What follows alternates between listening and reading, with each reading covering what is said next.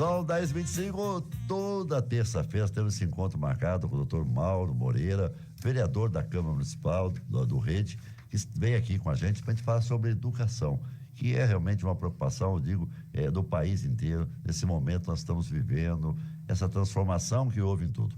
Doutor Mauro, bom dia, que bom tê-lo aqui mais uma vez, esse bate-papo que nós temos toda terça-feira. Bom dia, Jango. Bom dia, ouvintes da Bragança FM. É para mim uma alegria estar aqui com vocês. E a gente tem, como a gente fala, né? A preocupação com a educação. A educação é a formação, é aquele cidadão que vai ser realmente orientado, ele vai aprender, ele vai ser um cidadão, digo, melhor, tendo realmente esse acompanhamento e, logicamente, todas as etapas que a gente fala, a questão da educação. A educação tem várias fases, né, doutor? Sem dúvida. E a nossa preocupação é com a educação básica, né, Jango? É a educação que é responsabilidade do município, é a educação básica. Aqui está a educação, o ensino infantil, o ensino fundamental 1 e 2, ensino médio, que eles são administrados, planejados e executados por instâncias federativas diferentes, né? A educação infantil e o ensino fundamental, o primeiro ciclo, é de responsabilidade do município. A segundo período do ensino fundamental, né? E médio. E o ensino médio é do governo do estado. E essa organização do sistema educacional no âmbito do município, muitas vezes não caminham de maneira articulada, né? Você tem modelos de progressão num nível diferente do outro, conteúdos que às vezes não tem muita relação e continuidade na outra fase. No outro ciclo, né? E pensando nisso, e pensando também numa maneira de integrar o Sistema Nacional de Educação, o Sistema Estadual de Educação e o Sistema Municipal de Educação, o governo federal publicou a Lei 220 de 2025, Jango, no dia 31 de outubro, chamado a lei que cria o Sistema Nacional de Educação, que daria para as pessoas entender o Sistema Nacional de Educação mais ou menos como é o SUS. Universal, né? Um sistema universal de educação. E que tem o CNE, Sistema Nacional de Educação, definido nesta lei, a lei de 220 de 2025, sancionada no dia 31 de outubro do ano passado, Jango, tem como objetivos principais promover um regime de colaboração entre os entes federativos, um regime de colaboração entre União, Estado e município. Estabelecer padrões nacionais de qualidade para a nossa educação básica. Acompanhar a implementação do o currículo e equidade, com a permanência dos estudantes, Jango, na escola, a permanência com qualidade em todos os níveis. E entender esse objetivo da lei, a igualdade e a equidade, como sendo a igualdade de oportunidades. Obviamente que temos a consciência da diferença entre as pessoas. Sim. Mas não é essa igualdade que fala a lei, a igualdade entre nós. A igualdade é de oportunidades. E quando você fala de igualdade com equidade, você tem que considerar muito as diferenças entre as pessoas. Entre cada um, né? Entre cada um. Aquele que precisa mais, precisa receber mais. Mais apoio. Mais apoio. Ter um professor do lado, ter acompanhamento, né? Aquele estudante que não tem possibilidade de se locomover à sala de aula, ele precisa de uma plataforma, ele precisa de uma cadeira de rodas, diferente daquele estudante que consegue de maneira autônoma chegar na sala de aula. Se locomover. Essa igualdade é que ambos precisam chegar na sala de aula. Ambos precisam ter as mesmas condições de aprender. Isso é a igualdade. E a equidade. Ambos receberão apoio diferentes. Diferentes. Quem precisa menos, recebe menos apoio, porque não precisa mais. Aquele que precisa mais, recebe mais apoio. Isso é equidade. Para tentar igualar, né, doutor? Exatamente. Para igualar as oportunidades, Jango. né? A luta de qualquer político, no meu entendimento, deve ser a luta pela diminuição da desigualdade.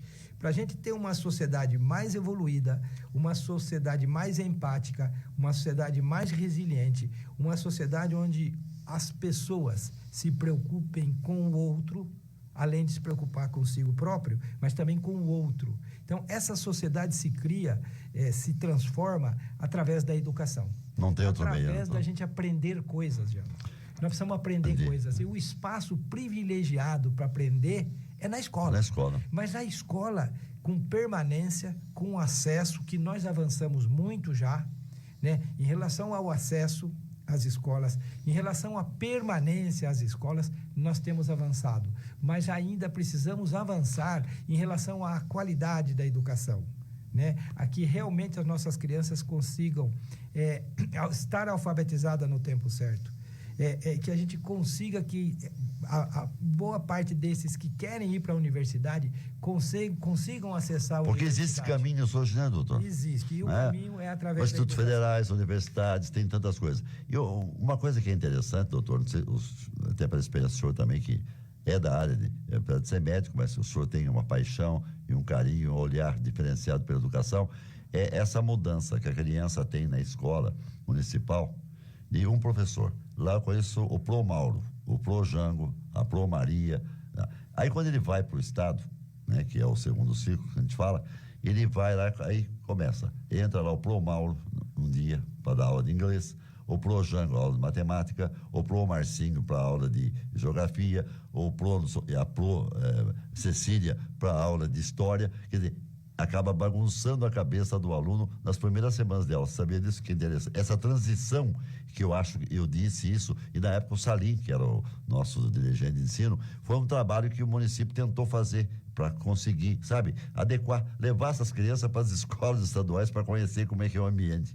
Então, essa é a integração, né? E isso, Jango, o Sistema Nacional de Educação prevê o planejamento compartilhado, prevê o controle da evolução dos estudantes dentro dos ciclos compartilhado, prevê o financiamento compartilhado. Então, o Sistema Nacional de Educação, eu penso que ele é um grande avanço, né? E quando ele define lá a lei define no artigo 5º o que compete à União, no artigo 6º o que compete ao Estado, e no artigo 7º o que compete ao município, fica claro que as ações precisam ser integradas, as ações precisam estar articuladas.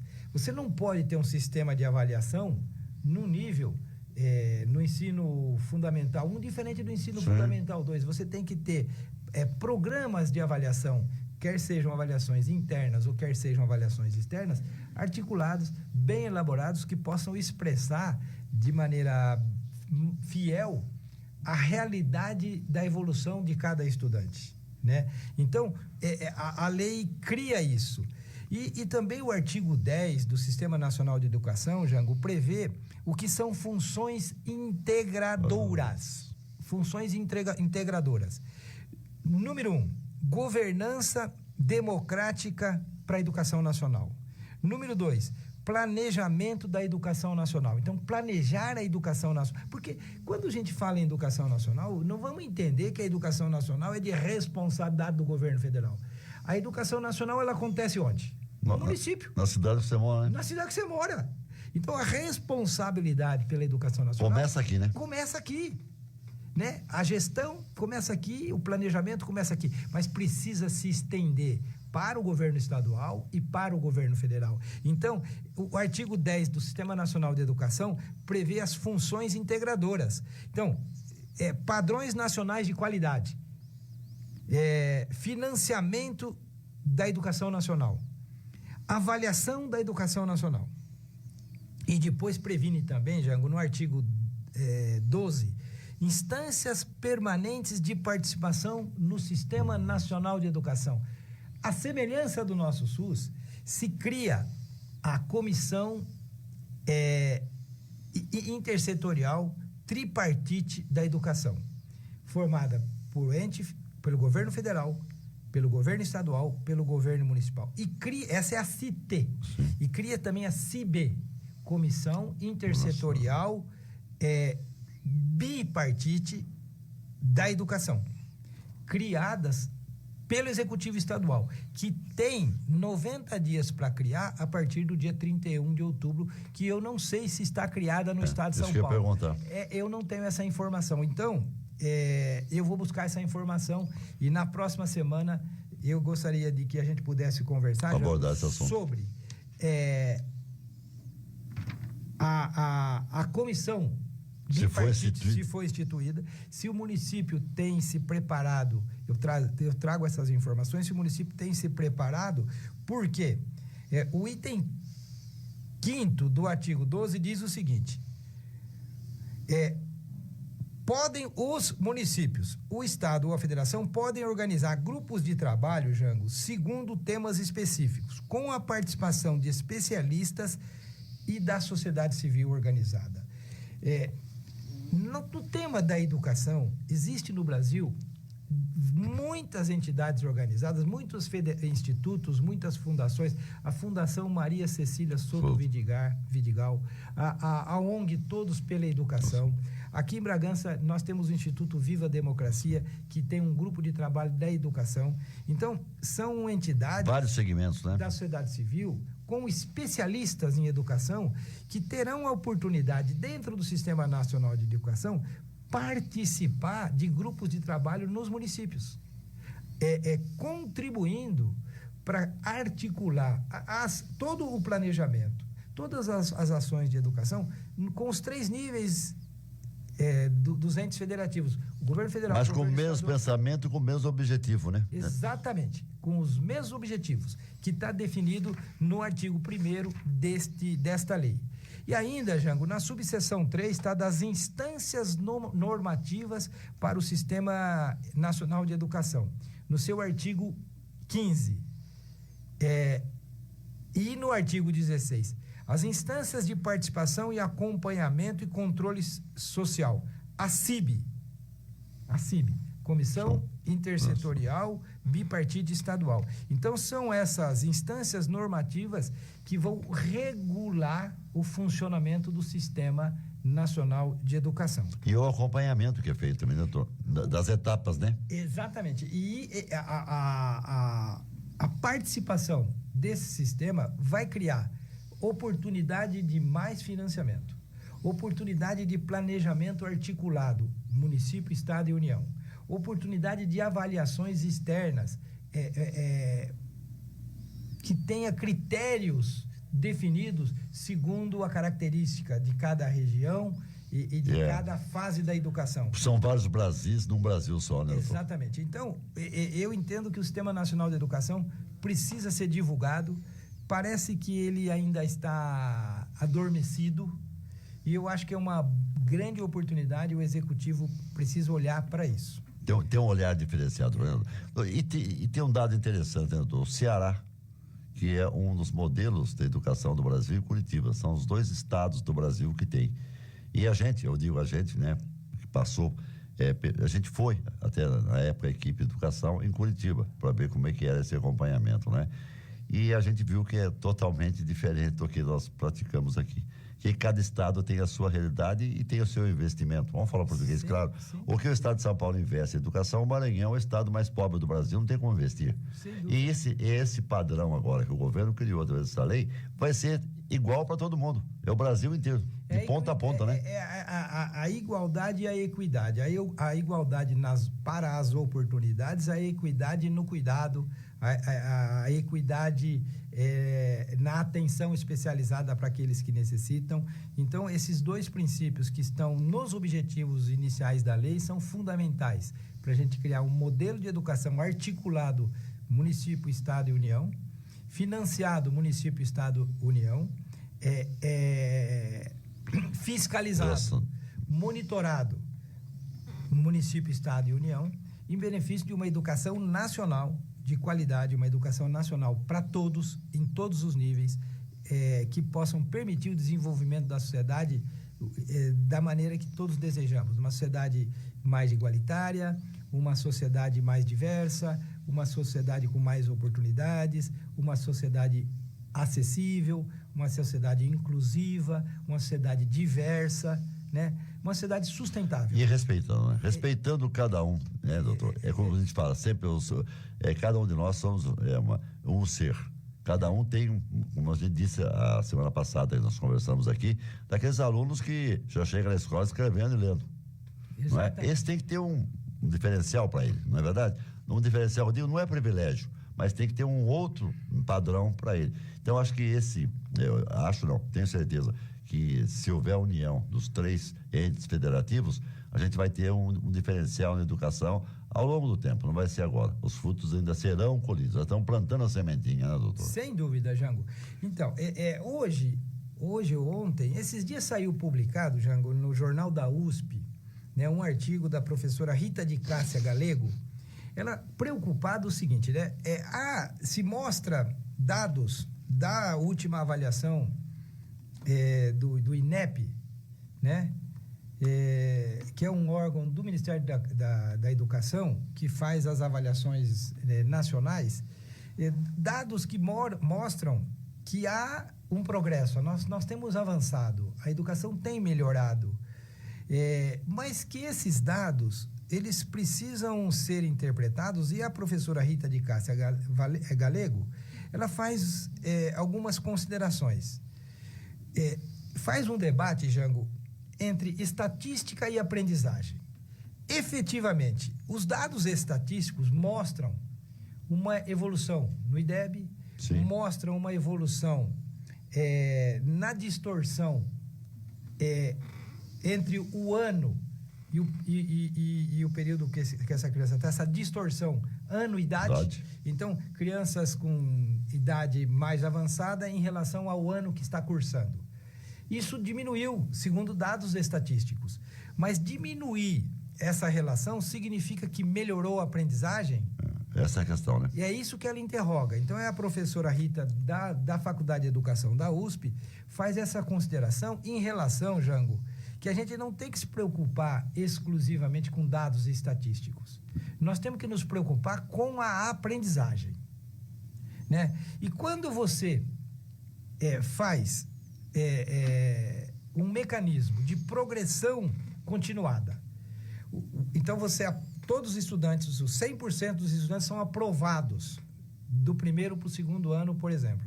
Então, chamada progressão continuada ou progressão automática. Quando a progressão automática é essa, todos passam.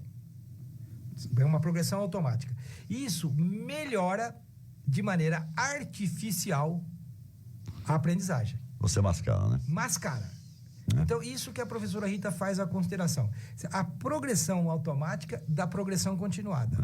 Eu acho que vale a pena a gente diferenciar isso. Sim. A progressão automática é quando 100% dos alunos são aprovados independente do desempenho escolar. Foi bem ou foi mal, passa, né? A progressão continuada é um modelo que ele se baseia no princípio de que a escola conseguiu o máximo possível de desenvolvimento daquele estudante. Então, o máximo do Jango é 6. O máximo do Mauro é 3. Esse é o máximo do Mauro. O Mauro tem limitação por isso, por aquilo, por isso aqui. Eu não vou conseguir que o Mauro seja astronauta. Estatísticas. Então, a professora Rita faz essa avaliação e foi interessante eu trazer isso no sentido de que o fato da gente ter evoluído no IDEB um pouco, muito pouco, mas melhoramos. O fato da gente ter melhorado um pouquinho o índice de alfabetização, muito pouco, mas melhoramos. O que é o índice de alfabetização? É 100%. Todas as crianças que estão na escola precisam ser alfabetizadas no tempo certo, 100% delas. Quando a gente tiver 100% delas, a gente está satisfeito. Começa alfabetizado. Quando a gente tiver... Tem 6% das crianças de 4 a 5 e 5 anos que não estão na escola. Isso. 6%. Isso representa alguns milhões. Então, onde estão essas crianças? Então, nós vamos estar satisfeitos. 94% das nossas crianças estão na escola. Não é suficiente, Jango. Será suficiente quando 100% tiver. Porque é universal, é para todos, né? É para todos. Doutor Mauro, tem a pessoa agradecendo aqui, o senhor aqui, o Lelis Pascoal Baião, mandando um abraço aí, dando os parabéns aí pelo trabalho do senhor, e ele está ouvindo aqui a Bragança FM e está aqui agradecendo pela atenção, o carinho que o senhor deu a ele, tá bom? Um abraço, Lelis. Doutor Mauro, terça-feira que vem estaremos aqui na sequência, hoje tem sessão de Câmara, algum assunto importante hoje? Não tem nada importante hoje, Jango, tá tranquilo a sessão. Eu queria aproveitar a oportunidade e fazer 2 agradecimentos. Primeiramente, agradecer a Tati Cancherini, a professora Tatiana, que é secretária municipal de educação, que nos recebeu quinta passada, a professora Ana Cecília e eu, e que a gente foi mostrar o nosso apoio, o apoio do Instituto Viva a Democracia, em nome da Vanessa Benchique, que é a presidente. Sim.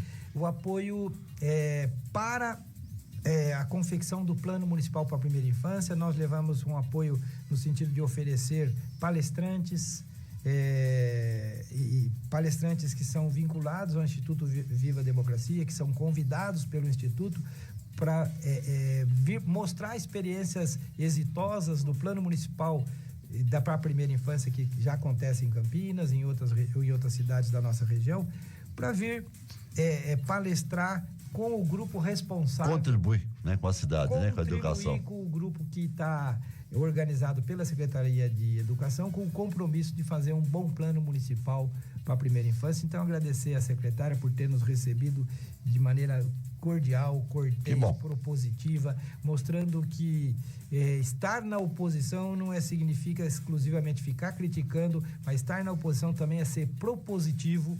Nós temos um grupo de vereadores na oposição firme, que tem compromisso com a cidade. Temos vários vereadores na situação também firmes, com compromisso com a cidade. Ou seja, eu entendo que nós temos uma Câmara Municipal em progresso.